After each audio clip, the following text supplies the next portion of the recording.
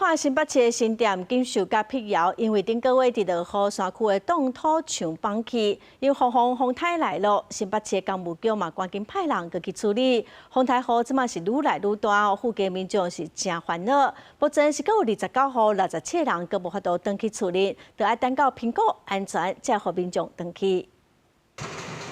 工程人员早起来到现场，设机具准备要让地基，了解地质的情形。风台瓦群，新北市新店真侪住伫咧山区第一排的民众真紧张。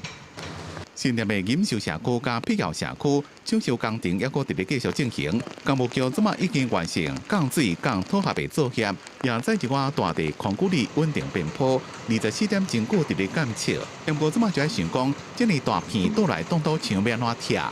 也未拆好进前，风台又过来，雨也愈来愈大，大家真惊。我也是会怕，晚上睡觉都睡不着，都会怕的。真的哈。对呀，因为危险呐。如果那掉下来的时候怎么办呢？新北市政府统计，即马2个社区第一排大户，还有29户67个人无法度登去。工务局表示，手在工程若结束，会请结构技师加建筑师入去内面勘查。就会确定建筑物的结构有安全，才会安排大户登去处理。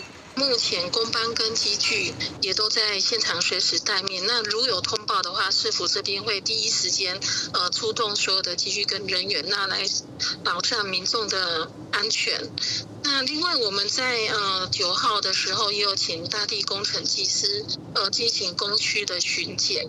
那目前所有的监测数据跟工区的情形都是属于稳定的。工务局讲，伫防灾作业了，包含大户登记册，一个放下部分安怎拆，一个复建工程拢会继续进行。大户也希望一旦赶紧登记册。记者综合报道。